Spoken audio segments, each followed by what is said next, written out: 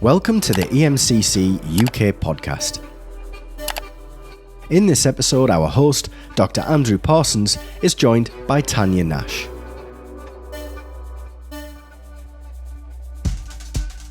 Tanya works as a coach, facilitator and trainer.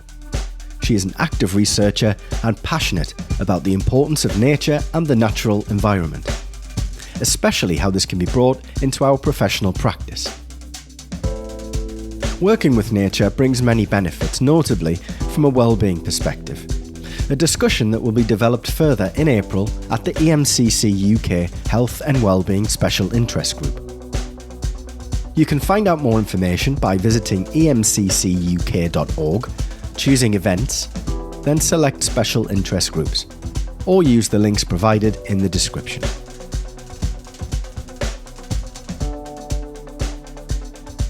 In this episode, Tanya shares with Andrew the importance of natural rhythms and cycles, how they affect our lives, and the benefits of bringing nature into our work as coaches.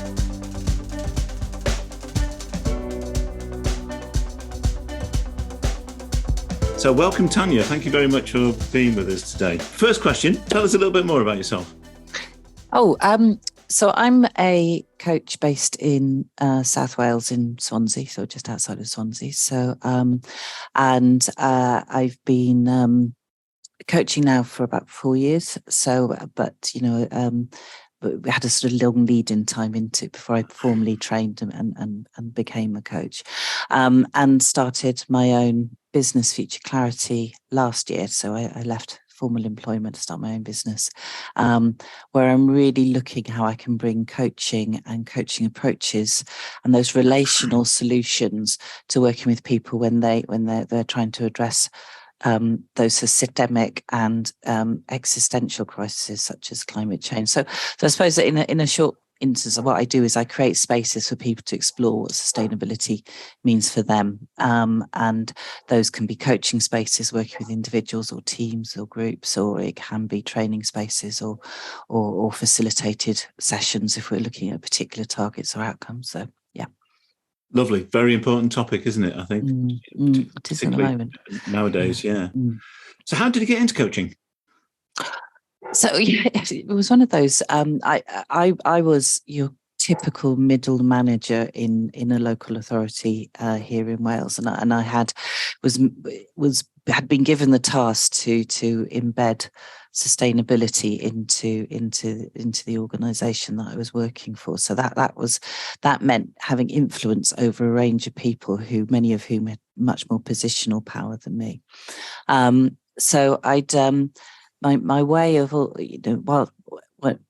I found that I spent many years sort of rocking up and sort of saying, we've got a duty to do this. It's a moral duty as much as a legal duty for us to do this. I came with checklists.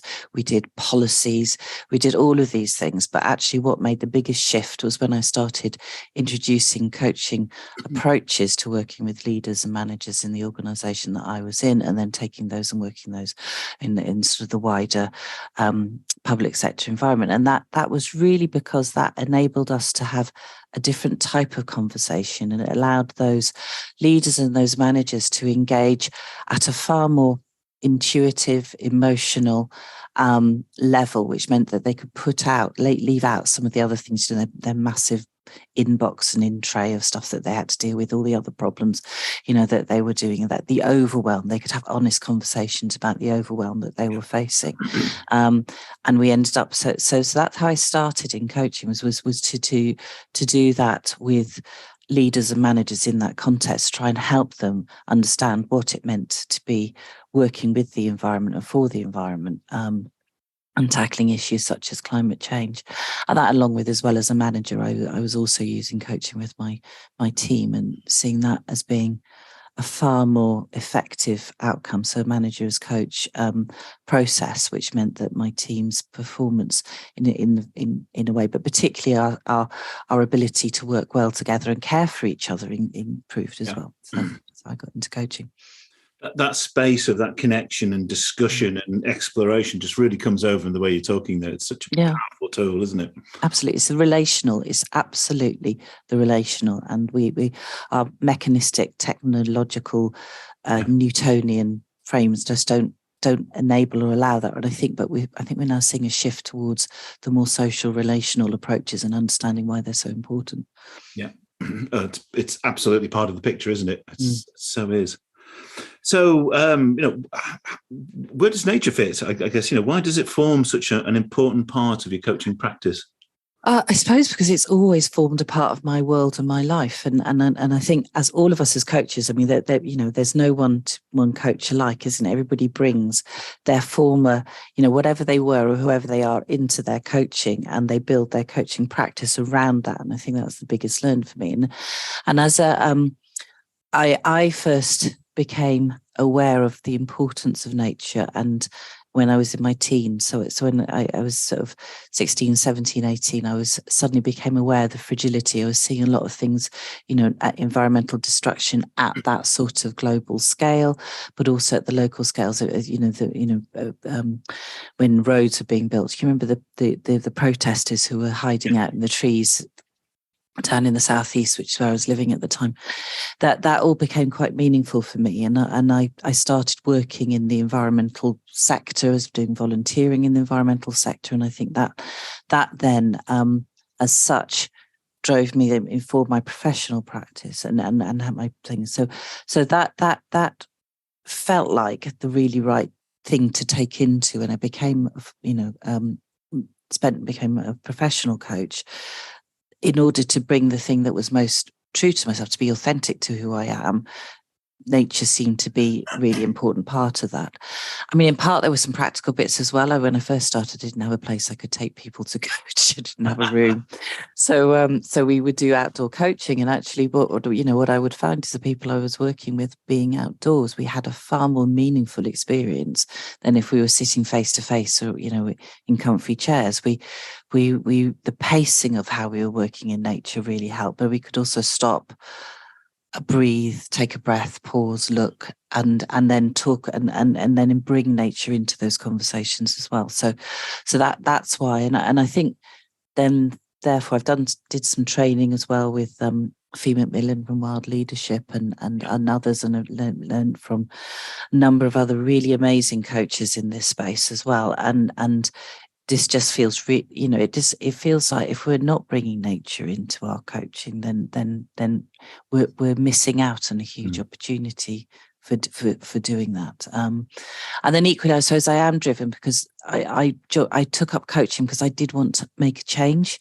And it felt to me that this was the most successful way of doing it. So it is important to me that whilst critically, yes, the person that you have in front of you working with you side by side, if you're walking, is the focus of that coaching conversation. But actually, part of this for me is that we should be, is how do we not actually bring nature in as a co-coach, but also how through that experience, those people perhaps might value nature more. Yeah, wonderful.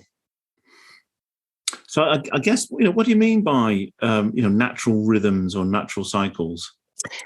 It's really, really interesting. It in part came from, we talk a lot about nature as a co-coach or spending time in nature. So a lot of the stuff I do when I was first exploring how I use and work with nature on this was getting people to be outside in nature, bringing nature in, whether it's, through green plants or using metaphors and mirrors of nature and things like that. But then more and more I'd been reading, but also understanding about cycles and natural cycles and rhythms and how they might impact. So my understanding of what I would call a natural cycle is a cycle or a series of events or processes that happen in nature that we as humans have no influence over. So as such, we don't command the sun to come up and down. We don't command the world to go around the sun.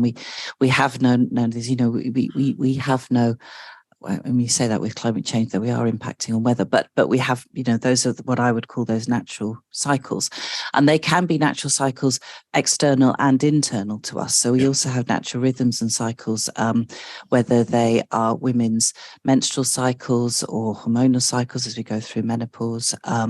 They can be life cycles from birth through to development, through to as we aging and then ultimately dying, I suppose. But there is this idea around not just nature, but actually how we can work more closely with nature. Was how do we bring those rhythms in? And a personal story of myself was when I suppose when this first really hit me in the face was when about 12 years ago, I was find myself one February about this time of year, I found myself really depressed. I found I couldn't get out of bed and move. I'd have my cup of tea, which normally would wake me up, and I get that, when you gradually wake up, that wasn't happening for me. I was just sitting there, have a cup of tea. I'd be as tired as I was when I got out of bed, and in my head I was, am I suffering from depression? I went to the doctor, assessment. A doctor took some bloods. He said, well, we'll do an investigation. He called me, well, you found something. And I thought, oh God, okay, here was me thinking, God, what could this be? And what he said is my thyroid levels. So everything I was sort of, I've got diabetes, I had all these things, but I said my thyroid levels were low. They weren't so low that they would involve treating, but he said they were very, very right on the edge. They were right at the edge of normal. And he said, do you work in an office? Yes, I do. Do you get much sun to go out in the sun, daylight? No, not really. Okay, he said, I think this is a seasonal affected, that you're being impacted by the lack of daylight and the fact that we're in the end of a long drawn out winter. We'd had some really grey summers. He said, come back in 3 months' time, we'll do another blood test, but try and get out during the day, spend 5-10 minutes walking around during midday, get some more sunlight and come back, and then we'll do your bloods in 3 months' time. Came back 3 months' time, my thyroid levels were back up to above halfway, 50, but were bounced back up again, and they were back there. Exactly same process the year after, again, feeling and thought, and again, my thyroid levels had dropped off and then they bounced back up again. So we know that natural cycles impact us, have a physical impact on us, as well as, an emotional impact for us as well. So this is why I'm really interested about actually, when we're working with clients, how are we then bringing that into the work with our clients? How are we drawing on that understanding about people might be feeling low in the winter, because actually it's winter time and everything in our physiological system is telling us to slow down, quieten down, and not doing this. How are we taking advantage of the fact that we have much better working memories and in the summer solstice? So that's when we are able to learn and reason better in the middle of the summer. We can do all that studying and all that time because we've got things. Well, how are we as coaches working with those cycles in order to help our clients the best? And I think that's really where that all came from. Oh, amazing. So just to play that back, I guess, so, a natural nature rhythm cycle is something that is fixed, maybe is the wrong word, but it's kind of got a pattern that is difficult for us to interact with, although man and humankind really does. We do our best. Impact them in many ways. And there could be sort of, planetary cycles that we go through, seasonal cycles, internal cycles. I guess circadian cycles are also part of this, which can be impacted by shift work or travel or absolutely, lunar cycle. So there's a huge amount of studies. So this isn't just some sort of anecdotal stuff that we're seeing. So there's a lot of research that's gone into this. So we know seasonal. So we know in some research done by Mayera, I hope I pronounced her right, and her colleagues, looking at the cognitive responses in people's brains over the different sort of equinoxes. So the winter equinox, summer equinox, the spring and the autumn ones, and people's brains change. Their ability to do different tasks shift over that over those processes. So, they're finding that sustained attention tasks you can do much better in the summer and are actually at the lowest in the winter. So if you're trying to do anything focused in the sort of takes an awful lot of attention, focused like studying, like doing anything like that you don't want to be doing that in the winter. But when do we set ourselves all our goals and our targets? We set them in January, which is probably the worst time we should do that. Whereas, working memory tasks, which is the capacity for us to retain information in our heads, that peaks in the autumn, and is at its lowest in the spring. And actually that is reflected, because actually when people are most productive, they're actually most productive in September, October time, as we go in towards that winter time, all that harvesting and stuff that we've been doing. So massive to do that, and then biologists have been looking at how seasonal variations and adaptations impact over the life history of certain species and animals. I've not been able to see anything about human life cycles on this, and in fact most of it is about reproductive systems and how you can stop getting pregnant. But so if you try and Google life cycles, that's what you'll tend to get at the moment now. But what we see is this really interesting how annual variations may change according to the life history of the species that you're working with. So they may you will see dormancy and resting stages when it comes to producing the eggs or the seeds that you need to do, and so you can build their energy reserves, so they're better to do. So when it does become more productive, so you'll see rapid growth, you'll see high effort, and you'll see how things change. And when I start thinking about that, you also see that they'll have this differential about having lots of offspring compared with having fewer offspring when things are what's the word, more productive. So if things aren't so productive, you have lots and lots of offspring because maybe one or two of them will survive. But when actually things are really productive, you could put all your effort into making bigger, stronger young things than you would do. And you can see that mirroring life. So you see in developed countries, actually people having fewer children because they know they've got that longer lifespan for them to be able to invest in their kids and things like that. So really interesting how those seasonal variations actually also have a wider impact on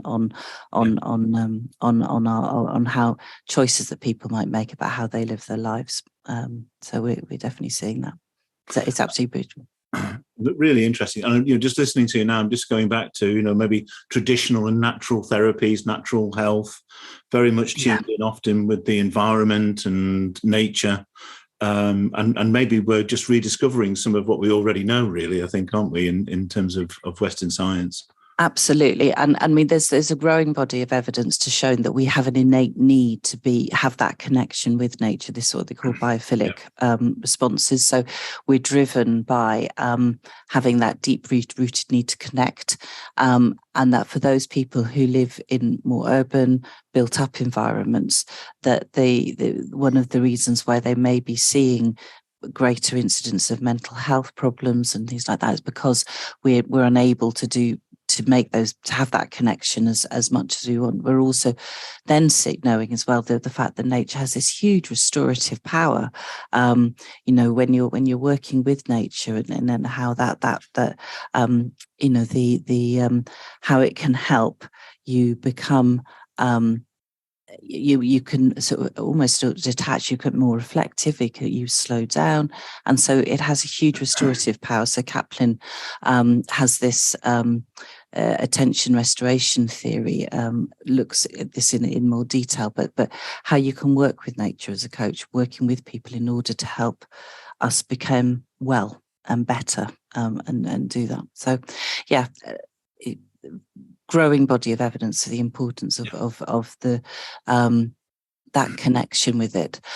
Although I think this is really important with everybody. All of this is individual, so everybody has their own personal or individual responses. So things like circadian rhythms, we will be overridden by our own personal, whether we have, we might be an early bird and we might get up really early, and that would overdrive any sort of circadian response influence that would have on us, that external circadian response. You also see the same with nature. So if people have a greater belief that nature is restorative, then the more likely that they'll they'll see that. So as a coach, it's really important to make sure you get to understand and know that. And that's been my experience, is that people that I've tried to engage with nature who haven't been able to, for whatever reason, whether it's, anxiety, lack of time, not prioritizing it, it hasn't had the same sort of benefits that I would have hoped. What do you know about the EMCC UK member benefits? There are so many reasons to join the EMCC UK.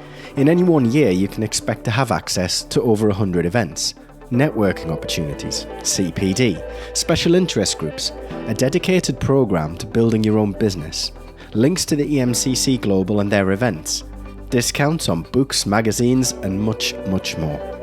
Contact info@emccuk.org, where our friendly administration team will be on hand to help. Alternatively, visit the EMCC UK website and join today. What are the benefits then of working with nature for us as practitioners? There are a number of, well, there are the practical benefits in the sense that nature is a brilliant co-coach. So nature will do a lot of the work for you or with you. So you can go out into nature. You can work with,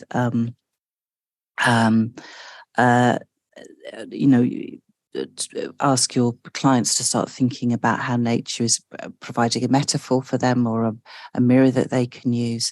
I've touched on the restorative approaches, so nature having this restorative effect as well. So it brings your client into the mind space that they can be much quicker and easier than it can be if you're in a room. So those are some of the practical benefits that actually impact and help on your coaching and the actual coaching that you do. And then, as yourself, and I'd say I use a metaphor called the eco cycle, which is which basically talks about winter, spring, summer, and autumn. And in those spaces, so winter is when we should be building reserves, quietening down, slowing down. We haven't got the energy of things. So this should be a time of reflection, a time of things, down to the spring where you're birthing something new. And that could be a new project, or it could be a new stage in your career, or it can be a thing. So you talk about where people going into that maturity process of going into the summer where everything is really well. And whilst we tend to see that we drive people into that maturity space very quickly without actually talking about how they get necessarily always how we get, but also how you get out of it. You can sometimes get stuck in spaces that you can do. And a lot of the people I work with are in that space of summer where they're doing things really well, but something's got wrong, and they're trying to sustain it, and they're using all their energy to sustain it. And they're trying to, but actually then tiring without actually thinking, well, maybe there's something that has to change. We have to take a symbolic step. We have to go through a ritual of saying what we're saying goodbye for and what we're grieving for, through this constructive destruction as we move into autumn and bed down before we go into that sort of sense of reflection. So some wonderful metaphors and natural metaphors that we can use as coaches in that space. And then equally then understanding your client. So if you're not talking to your client about how cycles are affecting them, how many times have you asked a client, where are you on your menstrual cycle, or understanding whether the impact of the moon has on our energy levels. And there's evidence to show that full moon, new moon has a better impact for you being more energized or more inclined to do physical. If we're not talking to people about how do they feel when do they have their energy during the day, when are they feeling most productive, about those circadian and thermostatic cycles that they're using on, we're not really allowing them to look through doors or windows that we can do, or understanding their full self. And I think that's why nature and working with those cycles is really important. It sounds like it's really important for our own self-care as coaches as well. So knowing where I am in my cycles, is just so important as well, isn't it, I guess? And you bring up an absolutely important point there, which is that we are all humans ourselves. And so when are you trying to fit your coaching in? Which time of day are you going to be able to pay the most attention because it, to your client. And what you find is attention drops off in the afternoon for most people. So the circadian impact is, and is that by the afternoon you're less likely to be able to pay attention.